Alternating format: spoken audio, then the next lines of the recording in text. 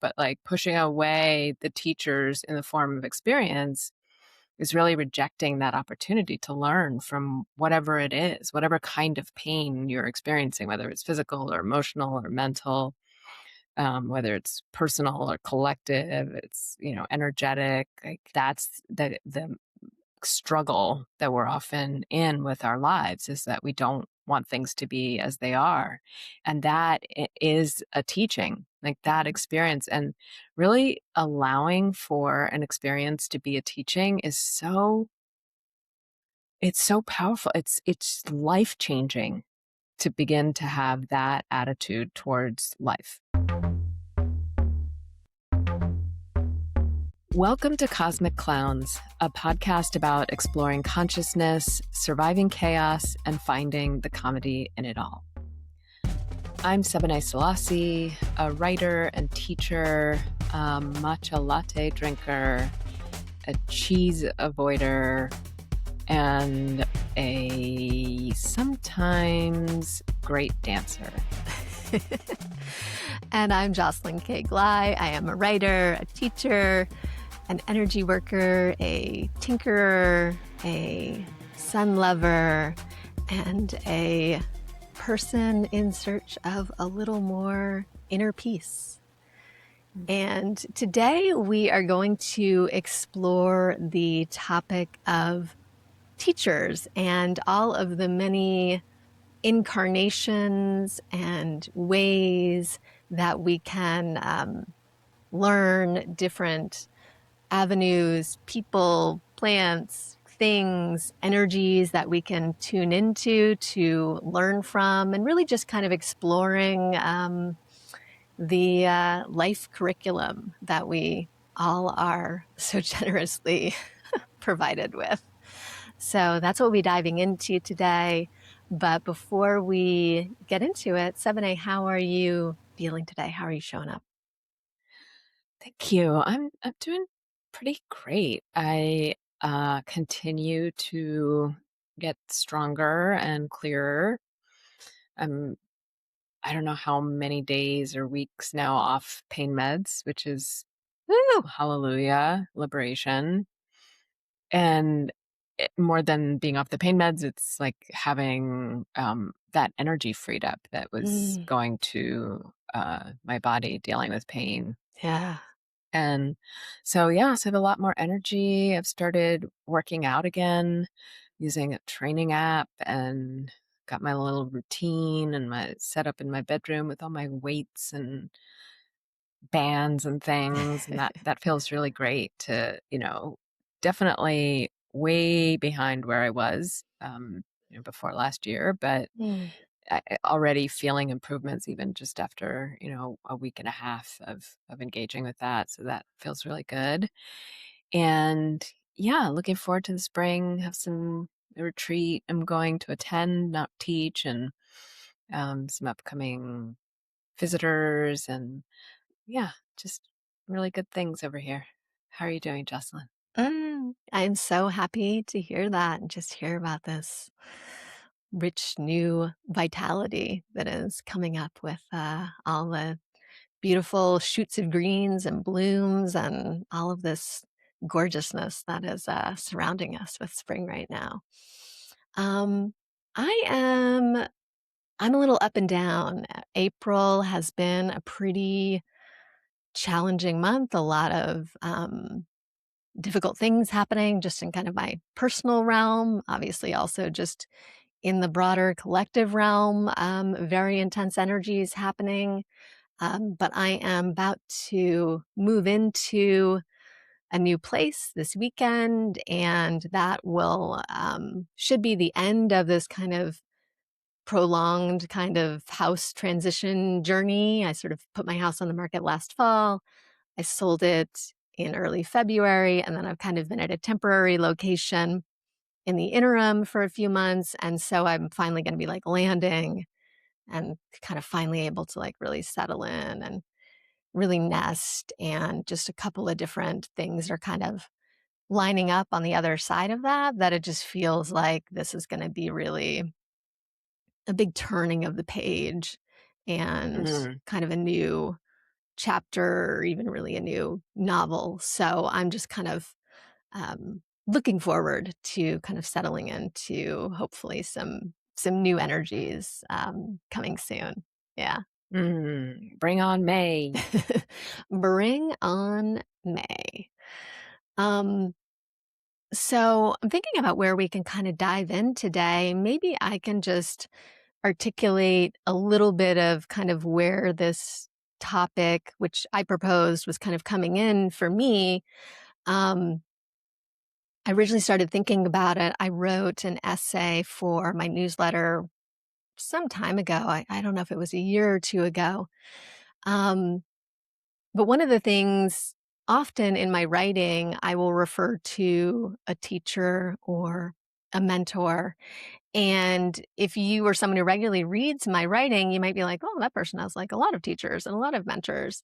But what's kind of funny about it is a lot of those teachers and a lot of those mentors are not like sort of a normal human teacher or mentor as you might imagine it. It's kind of my like covert way of um, talking about all of the different types of beings and entities that I get information from, and to sort of talk about it in a way that doesn't, that feels maybe more accessible to sort of a broader population of people. And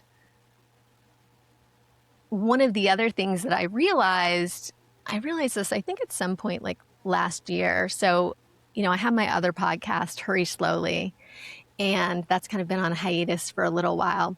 And part of the reason that it was on hiatus was a lot of that. It's always been sort of a mix of kind of personal narrative or essays and interviews. And at a certain point, I really lost energy for doing interviews. And I was kind of like, like, what's that about? And I kept trying to figure it out. Like, who do I want to interview? And I kept kind of coming back to it and trying to find new angles.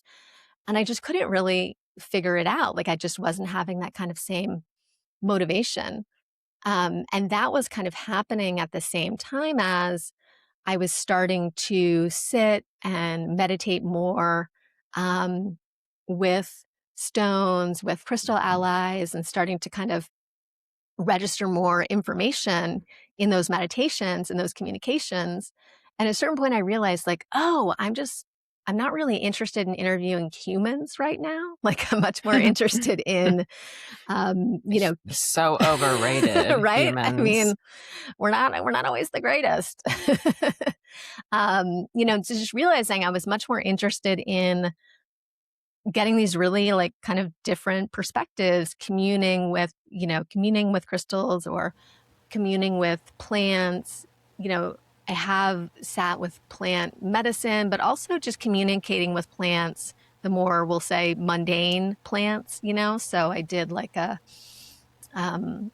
sort of diet where I sat with the rosemary plant for a few weeks, and I've done that with some other plants, and just to kind of really tune into, what can this very different type of being, this very different type of entity communicate to me, and what can I learn if I really listen and I really tune into that. And so that's, for me, that's really been kind of an unfolding different layers, whereas I listen more deeply and as I attune more deeply to, um, sort of more than human kin, I I just start to wonder, oh, well, what else could I communicate with? What else could speak to me that I am not yet noticing? Animal communication has been like another sort of point of interest. And so that's kind of where some of this topic flowed in for me, just kind of thinking about this idea that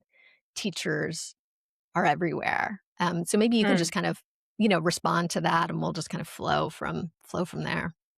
Sure, I have a lot of questions.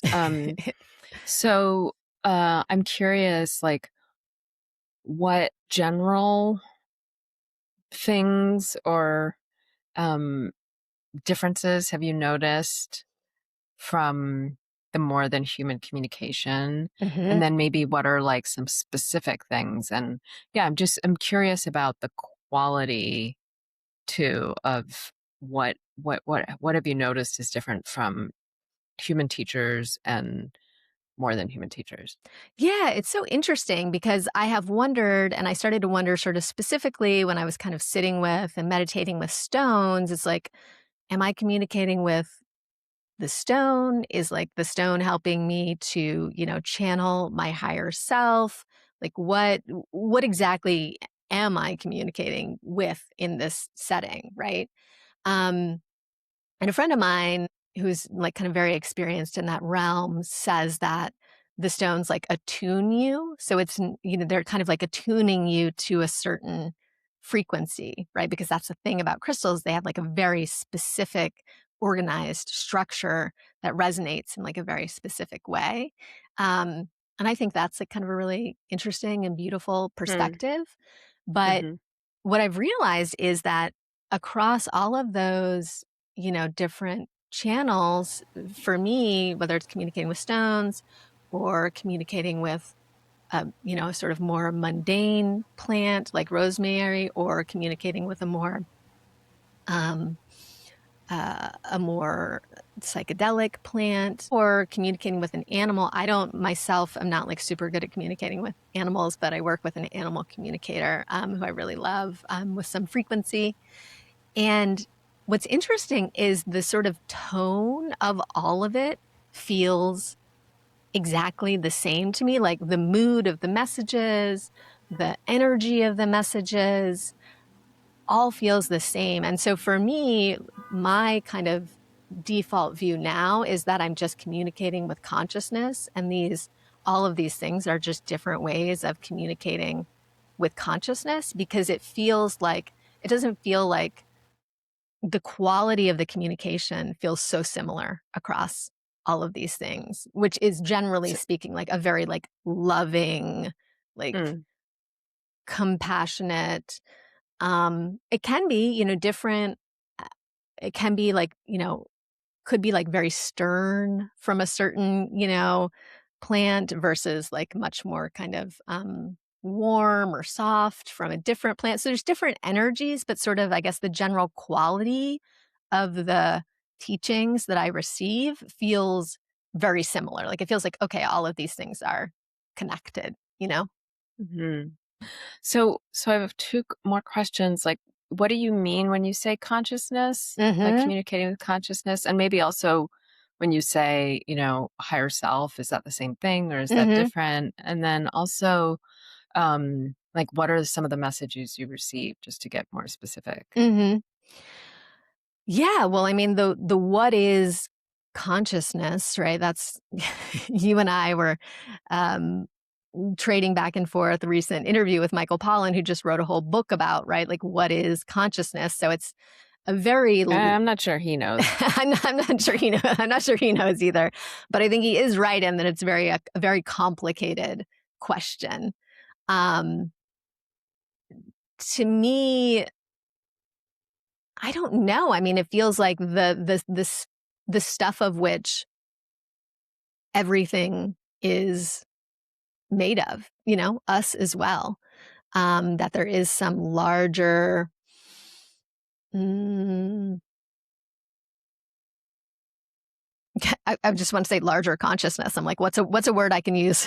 What's a substitute I can use for consciousness right there? Um, yeah, I don't know that I have the language to describe what it is, because it seems like the thing that is the umbrella over absolutely everything, and so it feels like I'd have to get like further outside to then describe what that was. Mm, But I think it feels like the sort of unifying, loving, intelligent force that animates everything in our world, I guess, is mhm, maybe the best way that I mm, could put it. mhm. Um, You talking to God. yeah, I mean, that's one way to describe it, right? Mm. And I think there was another question that you asked, but I Yeah, slipped. what are some of so you've kind of described the mood and the Yeah. frame, but like what has it told you, or what have these Yeah. experiences taught you? You want the secrets? Um, I mean, it's like, how many minutes are we into this? No secrets yet? the secrets of the universe. I'm glad you asked. Um, Yeah, I mean, I could just tell you about, I guess, some very, very specific experiences. One of them was kind of the inspiration for one of the episodes that we did earlier on Cosmic Clowns, where we were talking about trying to be right. Like, this is one of the ones that is the most vivid communications that I received. It was from a stone. I cannot right now recall which stone it was specifically, um, but I remember sitting in meditation with the stone, and I was feeling incredibly tense in my body. And I asked it, "How can I release all of this tension?" And it said, "Stop trying to be right." And I was like, Mm. like, like it was so, it felt so, Stone drop. yeah, so, so accurate, but also so kind of deep, Mm, that perspective, and it felt just instantly completely true and really kind of, sent me off on this just inquiry of thinking about all of the different ways in which I try to be right, which we had a mm, kind of a whole episode about our different perspectives on that people can, go back and look up from sort of the first 6 episodes. Um, so that was one that was just so, like a little kind of laser of insight. Another experience that I had with a different stone, so sometimes it's very communicative, like something specific and verbal seeming is communicated, but sometimes it's really physical. So there was another stone that I was working with, which is I think it's a black andradite garnet, very small stone, very connected to earth, very connected to the root.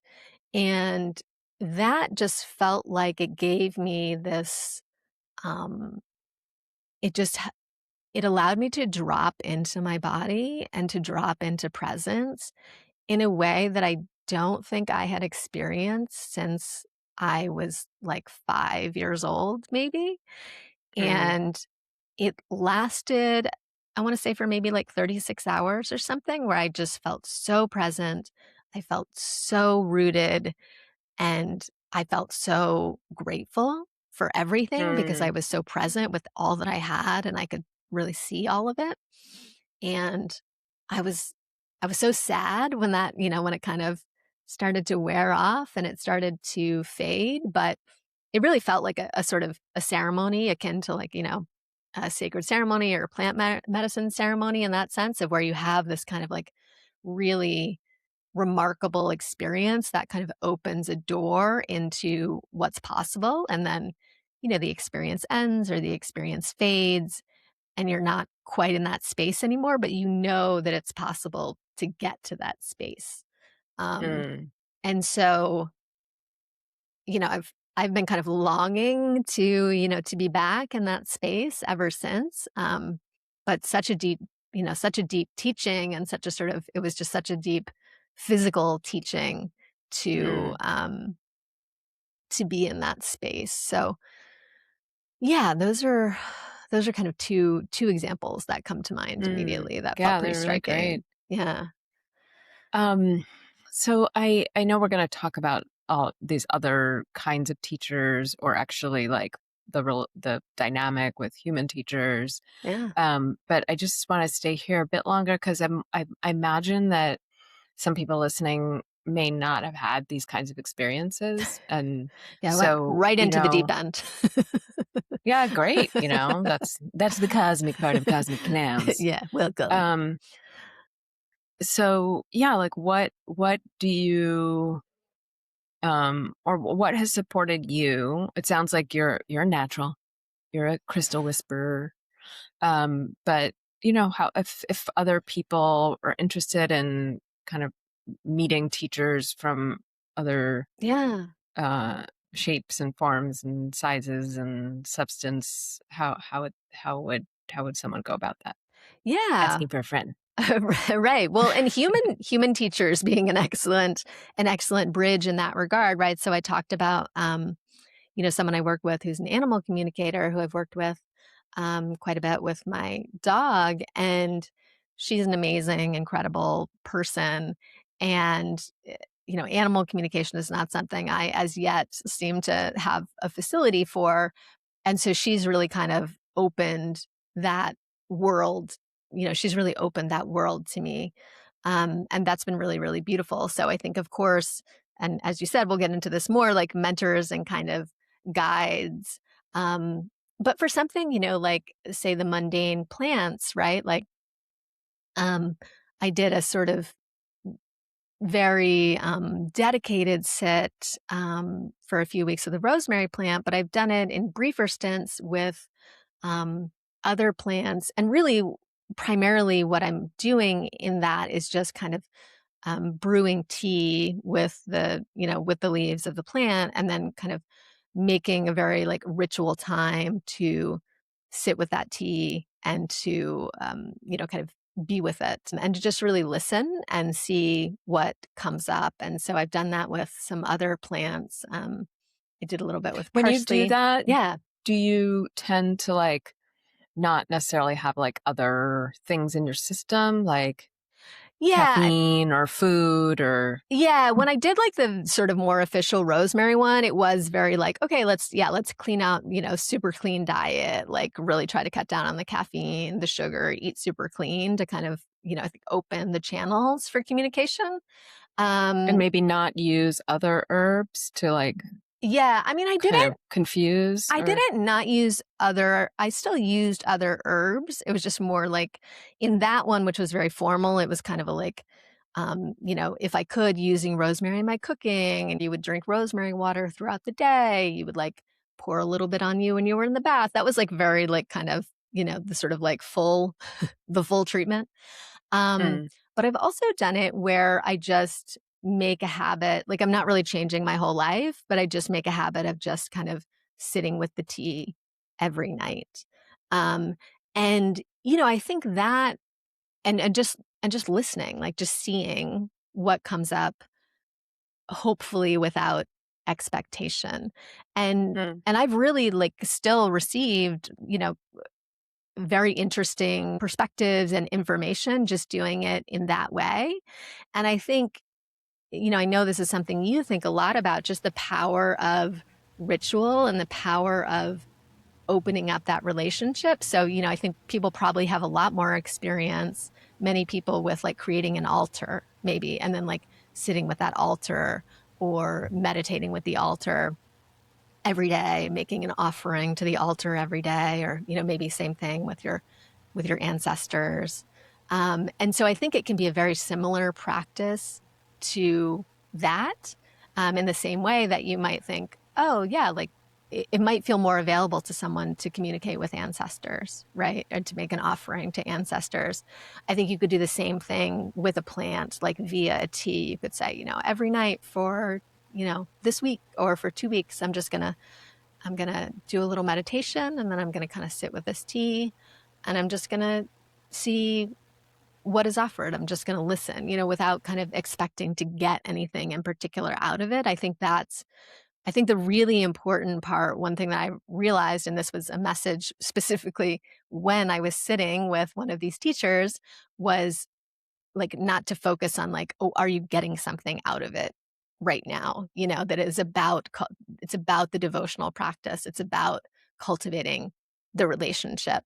Um, mm, as it is with any teacher, right? Like if you're really going to learn from a human as well, right? You show up and you listen. Like that's how that's part of how the mhm, practice works. And so I mhm, think I think for us, I think the hard thing is to just clear away sort of the clutter of like, well, how would I possibly communicate with this thing? Like to just mm, soften around that and to not have any expectations for what it would look like or what it would mean, because it could mm, just be that it feels like you are having some sort of insight or your mind wanders in a certain direction and mm, something comes up and that has value, but maybe it doesn't mm, feel like, oh, I'm communicating with a plant that's speaking directly to, it's like, and that's fine. Like it's all mhm, fine. I think you and I have talked about that we both well, I don't want to put words in your mouth, but I think you said like sort of a channel for knowing, oh my God, what is the Claire knowing? word now? It's escaping me. Claircognizance? Claircognizance, yeah. So for me, for people who aren't familiar, there's sort of the different clairs, clairvoyance being the most commonly known one, but there's also clairsentience, there's clairaudience where you get intuitive information by hearing it, and then there's claircognizance is one of them where you just have a knowing, and that's how most things work for me. But it's a very kind of confusing sort of intuition at first because it just feels like you know something in your brain. So it doesn't really feel Mhm. like something outside of you is communicating with you. It just feels like Right. now you know something that you didn't. And so it was really confusing for me initially when I started to kind of play around and connect into intuition more and connect into communicating with other things more because that's how it shows up for me. So it doesn't feel Mm, super separate from me. But mm, once I worked with it more and experimented more, it started to become a little bit more clear what was going on. But mm, that's why I say I think it's really helpful to not really worry about, like, is it the plan? Is it me? Like, where's this information coming from? To just kind of not have expectations on that level. mm, Yeah. mm. Yeah. Very fascinating. Yeah, thanks for sharing all that. It's really rich Yeah. and, um, yeah, I like this idea of teachers are everywhere, um, and, not throwing out, as we said, human teachers and the I role love they them. play in our lives. I mean, we every time in this podcast introduce ourselves as teachers, so Yeah. we're not like, um, Hopefully bad-mouthing shooting ourselves. ourselves in the foot. Yeah. But, as you sort of alluded to in the intro, this idea that life is the curriculum, which I first heard from my friend Jeff Warren, who I've quoted multiple times here on this show, so thank you, Jeff. Um, and that our experiences are teachers too, and that is, the fundamental teaching of at least mindfulness meditation. I don't, Mm, but I think many meditations is like we're trying not to push away experience. We're trying to really be with it, and through that paradoxical allowing, it transforms. And so, um, and believe me, I'll talk about this in a bit, but like I've tried to push away human teachers too, but like pushing away the teachers in the form of experience is really rejecting that opportunity to learn from whatever it is, whatever kind of pain you're experiencing, whether it's physical or emotional or mental, whether it's personal or collective, it's, energetic, like that's the struggle that we're often in with our lives is that we don't want things to be as they are. And yeah. that is a teaching, like that experience. And really allowing for an experience to be a teaching is it's so powerful. It's life changing to begin to have that attitude towards life. I mean, Mm, people often ask me like how I've just gotten through so much in my mhm. life. And I don't necessarily articulate it in this way we're doing today, often, but I would say that's it, is that allowing my life to teach me, and Mm. allowing, what's happening to really be a curriculum for my continued awakening. And I always add, like, in service of collective awakening. Like, Yeah. I am learning so that I can be that in the world. It's not even teach it necessarily, but like just emit it, transmit that way of being. Yeah. And how much we need that, because really at the base of that is a fundamental wisdom and peace. You're Mm. describing this consciousness that you tap into as compassionate and loving, and I don't know if you said peaceful, but I got that vibe from it. And that doesn't mean nicey nice all the time, right? Mhm. Like it can be very can be the sword of truth, it can kind of cut with clarity. Yeah. Not cut to harm, but there's the knife that stabs and kills, and there's the knife that like does a really amazing surgery. Yeah, And prunes. and Yeah. and prunes and clears and so yeah, that's kind of where I'm feeling the sort of bridge Yeah, between what you're describing as the more than human and then into the energetics of like our lives as humans, what is here to teach us in our own experience. And and with that, I would say that the actual human relationships are often those teachers. yeah. And some of my most challenging human experiences have been with literal teachers, spiritual teachers. Mm, And that was me taking decades to learn how much I was projecting onto people and what I was looking for in a teacher and a human teacher and what I consistently felt I wasn't getting, perfection. um rude. like yeah, really.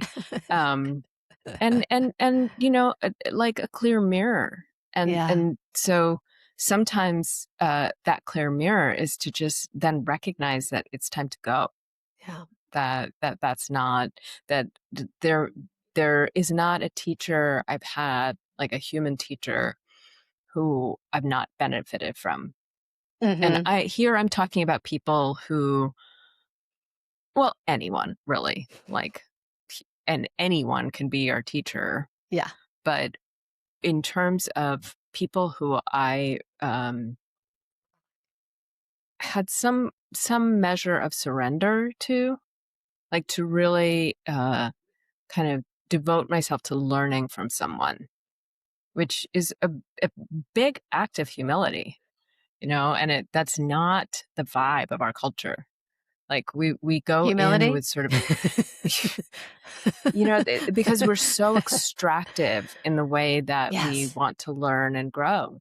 Yes. We sort of want to just kind of take from here and there, and so the humility it takes to say, yes, I'm going to study with you. And in my case, that also include a lot of service. Like I did a lot of service for teachers who Mm, I've studied with, and very devotedly and lovingly. Like I was so grateful for what they offered me that, this is one way besides money, which I also gave them, that I could, um, really honor them. And that, I don't regret any of that. And I also see the ways in which was really like wanting a lot of parenting mm, that I needed to do for myself, and wanting a lot of alleviation of my own figuring out of things. And so mm. that is also the curriculum. Like that is also the teacher, to have those dynamics and those disappointments. Um, that's a such a valuable lesson. And uh, and it's a really tricky, icky dynamic, or can be, when those disappointments are not handled in the best way, or there aren't avenues for really clearing it up, or where there's actual, you know, uh, the disappointment comes from some measure of harm, and I'm Yeah. careful in using that word because people throw that word around and to to describe, basically just hurt feelings.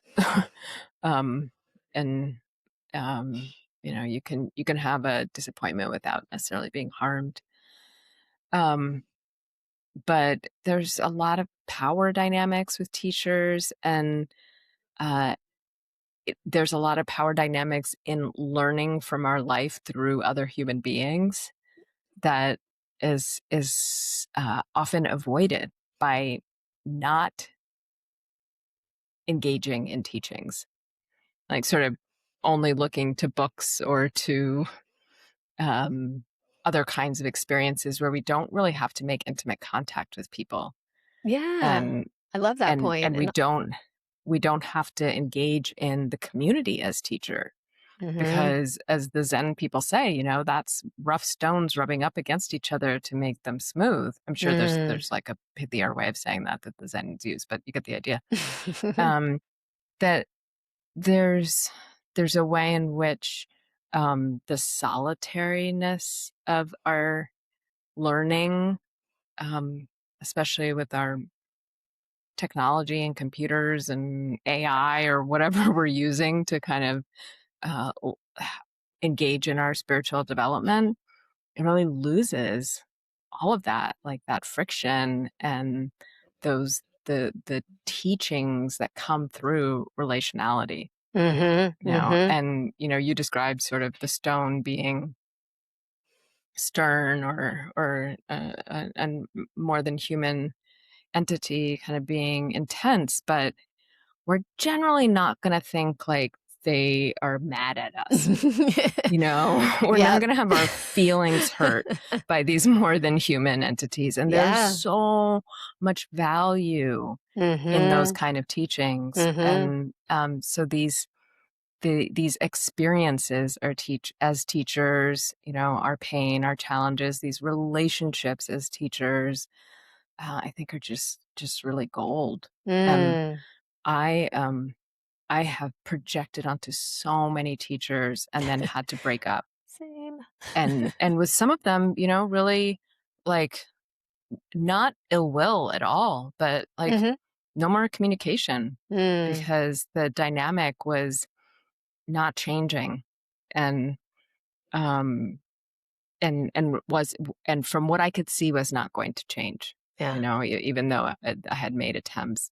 And Mhm, there are some relationships I have where someone really was a teacher for me in a lot of ways and still is, but I don't have the same, um, uh, I'm not sort of in devotion in service to them in the same way anymore. mhm, There's either some equality that's kind of emerged, or we've just kind of moved into a different space together, and that's a really beautiful thing too. And that's similar to what happens in our lives. Like, yeah. my relationship to my cancer has changed so much, so Mm, it's so much less like harsh and intense. And it doesn't mean that I don't experience intense physical or energetic pain or dynamics, but my relationship to it as a part of my life is so much less kind of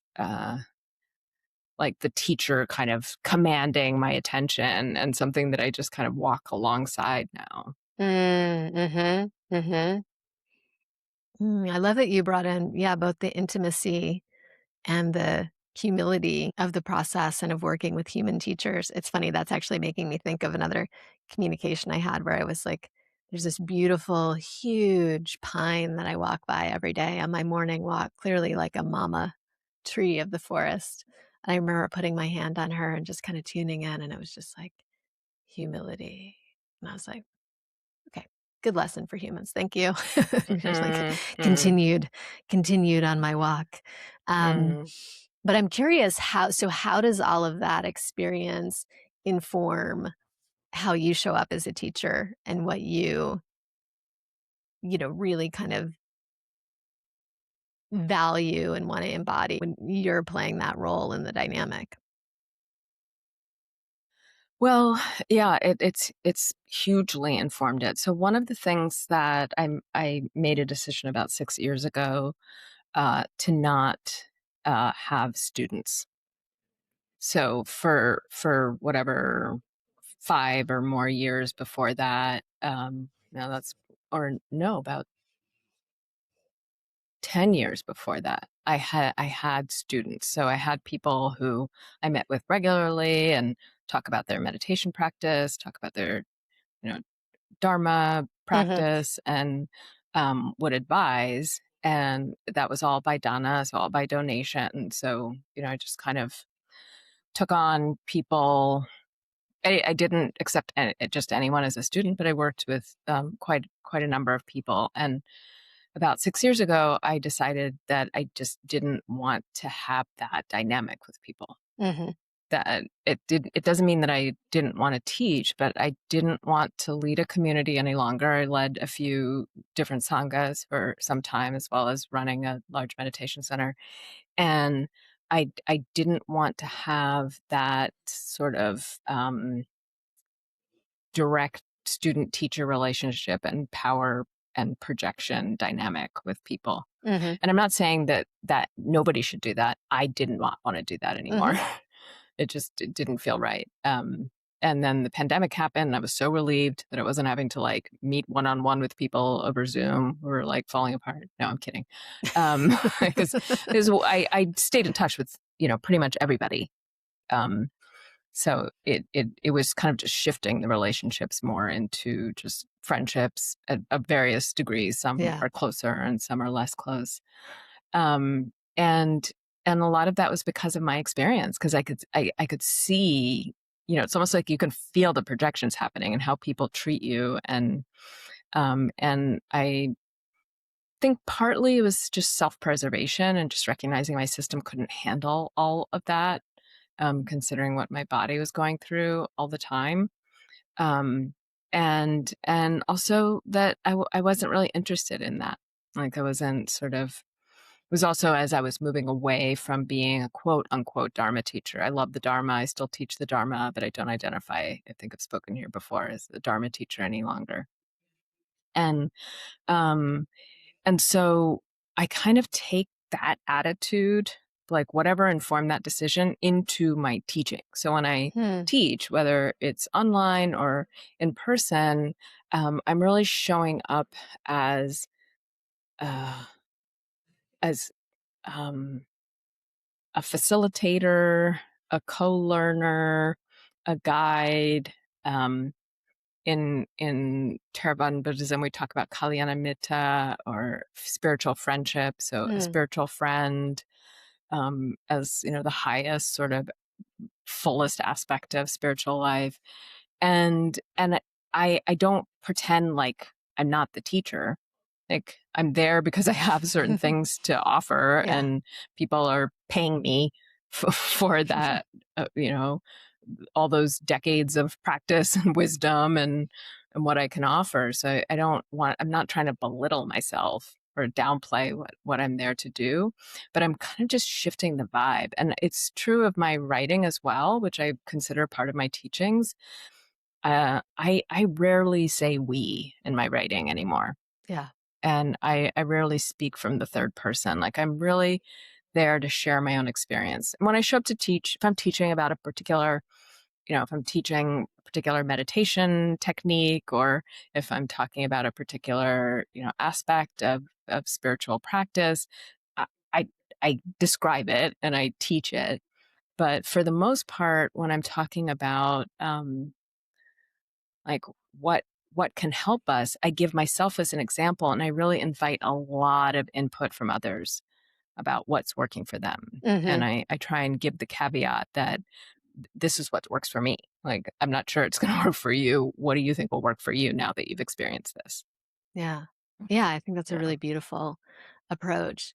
And I wanted to come back. So you were talking earlier about experience as our greatest teacher.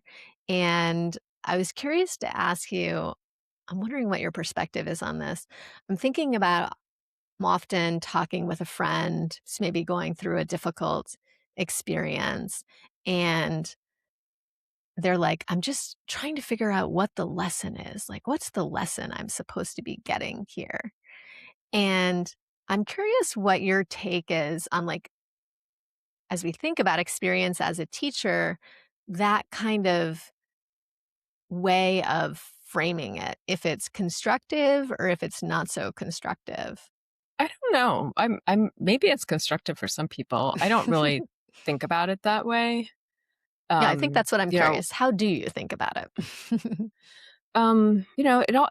it always comes back to me.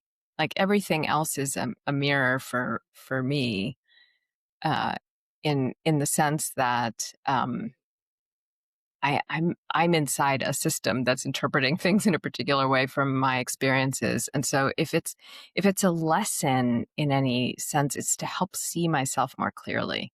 Mm, And that's where teachers are great, because they can be great mirrors for like what's actually going on with us. yeah. And I've had to really peel apart. Like I don't want to speak in specifics because that would be violating certain people's privacies, but I've had experiences with teachers where I was definitely projecting onto them. And then what they were giving back to me was, just a clear mirror of like my bullshit, Mhm. and my acting out. But there are times when that it was almost the reverse, in the sense that I was actually quite grounded in myself and in understanding like my part of the dynamic, or what kind of shadow or unresolved parts of myself were playing out in the relationship, but they were not seeing theirs, and Mhm. this is become so uh, complicated when there are other issues of power involved, like race or gender or age or money, or all those other elements that fit into relational dynamics. And I remember in my one of my teacher trainings, like it's a long time ago now, like 15 years ago or more, we were being given a lesson from someone who's a psychotherapist on projections, and sort of, and transference and countertransference, and what we would be receiving as teachers, right? Like a lot of projections, a lot of Mhm. Mhm. transference. And there was sort of, this person was describing it as a really positive dynamic, like as if that no, it's interesting because, like, Ah. because there's so much power there. But a friend of mine who's black and was in the group got up and said, yeah, as a dark skinned black woman on as a teacher in the teacher seat, I don't think I'm going to be receiving quite the same Mm. projections or transference. Mhm. Um and this other teacher who was older and white, and like understood the question or the comment in theory, Yeah. but really did not understand it um, as a sort of examined dynamic. Yeah. Like they might like hear that and be like, yes, of course, Uh-huh. but they weren't really clued into maybe how they were participating in that, or Mhm. how, like, that there's a lot to unpack with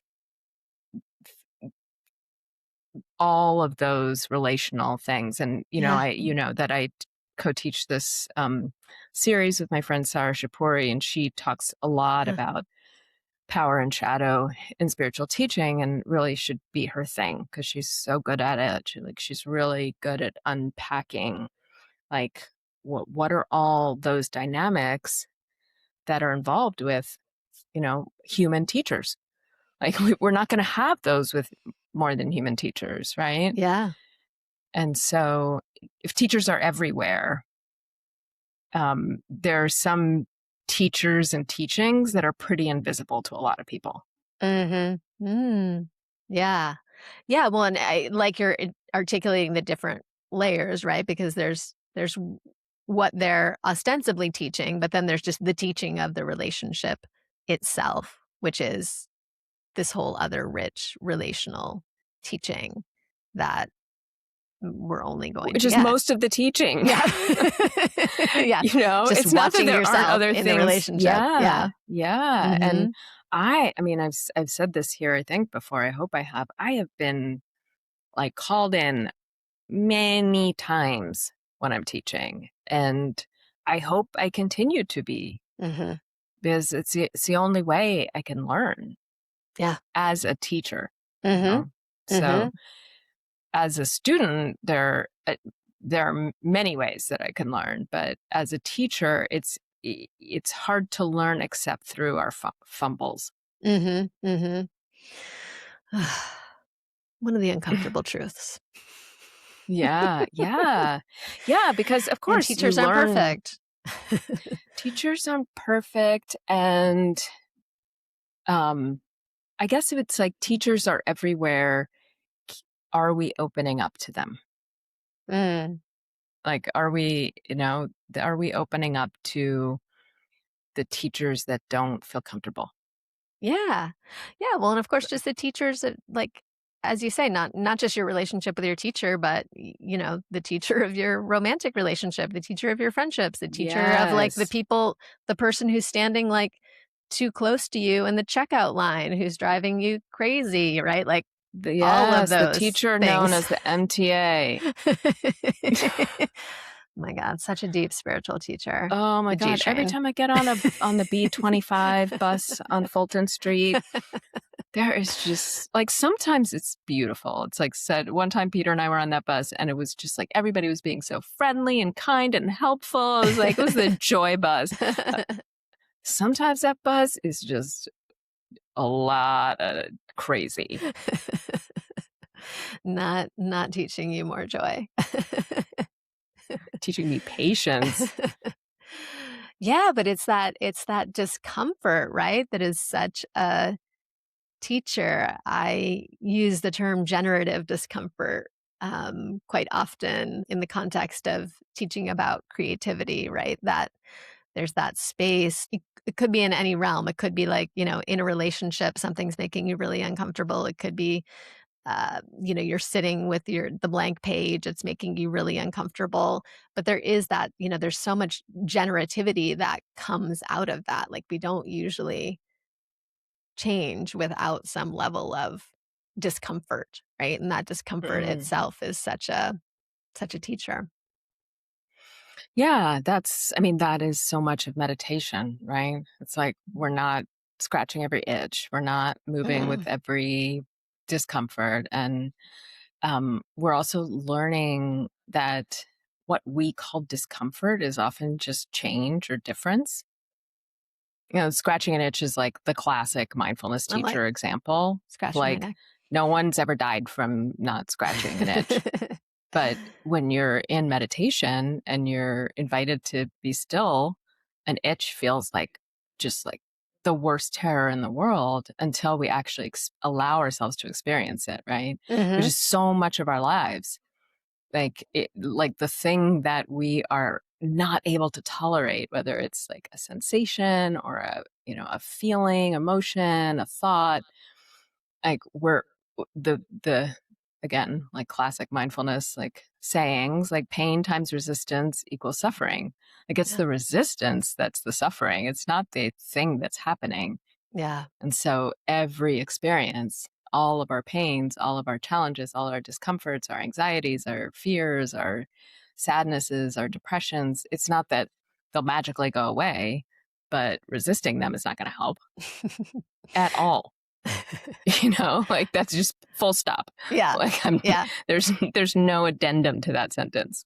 Yeah, no, I'm thinking about me working on my book this morning and how many times I got up to, like, get a snack or to make a cup of tea, like, making a cup of tea is, like, my version of scratching an itch and meditation, Mhm. just, like, up and down, up and down, up and down, I do get Mhm. things done, but there is this, like, this restlessness that, that Mhm. emerges.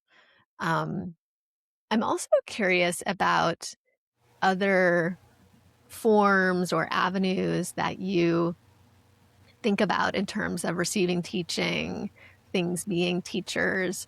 I've been thinking about lately, especially with the writing project that I was just talking about, teachers across time or teachers who I experience through books, writers, authors, thinkers, and how much, certain people have influenced my thinking and how, critical that's become to the work that I do now, to the writing that I'm doing now. And that's a whole other kind of, I think, really beautiful form of teaching that I don't know, we just don't talk about as much. And I also think about this idea that I want to say Adrienne Marie Brown originally called my attention to through, I think it was the actor Matt McGorry, of kind of like idea lineage and just thinking about like where your ideas came from and kind of connected into that, right? Like the writers or the thinkers who have really influenced you, which I think is another, I don't know, just kind of beautiful channel for teaching. Yeah, for sure. I talk about this in my book that I always like to do when I'm doing a formal teaching, um, and a land acknowledgement for where I am, and then an ancestor acknowledgement, and then a lineage acknowledgement. And for a long time, I was teaching only in Buddhist centers, so it was really acknowledging the lineages, which wasn't being done in the insight centers at that time, and so felt really important to me. But now, has as I'm sort of, it's kind of one of the things that made me realize I needed to expand beyond calling myself a Dharma teacher is lineage acknowledgement, because I have so Mm. many lineages. Mhm. And so I always start, depending on what I'm teaching, acknowledge the lineages they come from, and where my ideas are, they didn't sprout out of my head like friggin', Zeus, like birthing babies out of his skull. Like it really is, I think, an honoring, and I Yeah. consider them like prayerful honorings. And I went to the Carol Beauvais exhibit at the Guggenheim last week. Mhm. Um, very sweet. A friend invited us for a curatorial tour, and uh, there are so many. I saw it as lineage acknowledgement. She has so many pieces from other artists in her first full like retrospective of her career. Oh, And I, cool. I thought, what a like amazing sort of feminine way Mhm. of honoring. So she pulls in these little pieces, and she also, I don't want to give it away, because, or maybe I should, because there are a lot of people who aren't going to go to this show. But there's a reveal of, I'll just give a little bit of it away. There's a reveal of something that has existed in the Guggenheim for decades and has not been seen. Like, my Mm. friend has worked there for 20 something years, and she's Uh-huh. never seen it, Mm. which is a lineage acknowledgement too. And that, there is sort of this bravado of like, I don't Mhm. need a teacher, like I'm just here, like extracting all these ideas and then spouting them out to you. And I'm like, yeah, I think Yeah. I've heard that before from, 20 other Mm. people, and most of them are Black women, and yeah, so Black feminism is a huge one for me. Like, I'm Mm, mhm. almost, regardless what I'm teaching, that's one of my lineages. Yeah, well, I love that. I love that Carol Beauvais example. I'm really curious to go see that exhibit and to witness that It's now. amazing. I've been thinking about it just with this book project of that idea lineage piece and how I can kind of weave that in, whether it's a different, you know, another layer of like an acknowledgement section or whatever that would be. Because I really, yeah, I really love acknowledging that the lineage and the connection and how we're all constantly just, influencing and shaping the way that each of us thinks, as opposed to this, sort of idea of like someone whose thoughts are coming completely from cut from whole cloth and have nothing to do with anything that has come before them. Feels really important to acknowledge that. Yeah, it kind of became for me like um a marker in certain spiritual communities, but also like plant medicine communities, which I guess are spiritual communities too, that don't do lineage acknowledgments. Mhm. Mm. Because I sort of started participating in those, and then I didn't experience lineage acknowledgement, and then I Mhm. did, and I was like, oh, this is Right. missing. Yeah, yeah. I don't know if I ever told you this. I can't remember where I saw it now, but I remember watching something about kind of the origins of the internet. And the person who was talking was describing how originally, in the sort of first iteration or idea of the way that the internet would work and that information would be shared was that when you copy and pasted something, it would carry the lineage with it. So, like, if I Ooh. copied and pasted something from your blog, it would be like, I guess, in the metadata when I put it on my blog where it had come from, and then on and on and on and on. And so you would be able to see that full Hmm. chain, which is so obviously did not happen, but which is so cool and so beautiful, and especially when you look at, like, what we actually have, right, which is, like, just a random quote out of context, and it's like, did that person even really say that? Like, where is that from? What does that have to Mm, do with, right? Like, that's we're just kind of floating in a sea of that type of information on mm, social media where you just have no sense of the origin of something, or even if someone who it's credited to really said it. Um, mhm, yeah, that idea of kind of carrying this electronic lineage is really beautiful. mm. Yeah, that's great. Yeah, there was a guy who used to, I don't know if it's still up, probably is, who a Buddhist teacher who has, like, a page of fake Buddhist quotes, like, all these quotes attributed to the Buddha. They're, like, nowhere in the original Do teachings. you do you have a favorite? I don't remember them. I'm sure that we've heard a lot of them. Yeah, yeah, I'll probably be like I'd probably read them and be like, "Hmm, oh, I didn't know." Well, it doesn't mean they're not good teachings, but Right. that's just funny that they're like, Yeah. Well, anything else to kind of add or that's percolating around you, thinking about this idea of teaching teachers? yeah, I guess I think, but one thing that I don't know, this is not well formulated, so it's going to probably come out a little wonky, but there's something about like teachers are trouble because trouble, like those are the best teachings, you know? Hmm. Like we're always trying to avoid, like you were talking about, like the discomfort, we're Mhm. trying to avoid, we resist. Of course, we wish like wellness and happiness for everyone and for ourselves especially, but the resisting the difficulties and resisting the troubles is like denying the teacher, rejecting the teacher. Mhm, mhm. Man, April's really been teaching me, I gotta tell you. Bringing the teachings. Bringing those May flowers, they're coming. Yeah, I guess whenever I hear astrologers say it's gonna be, like, a tough month or I'll just be like, "Okay, it's gonna be a teaching month." That's right. Teachy month. A teaching month. But, yeah, I could take a break off for May, I think. Hmm. Well, I hope it brings lots of good. I shouldn't say teachers are trouble. Like teachers are also trouble. Troublemakers.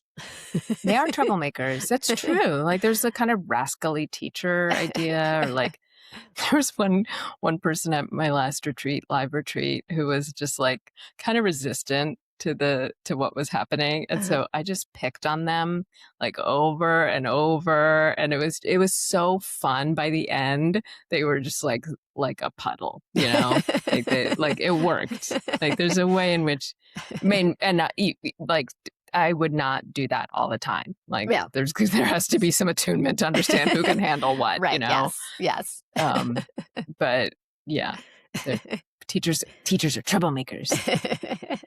All right. So, yeah, thank you for being with us, everyone. And we love hearing from you. So if you have any feedback for us, please get in touch.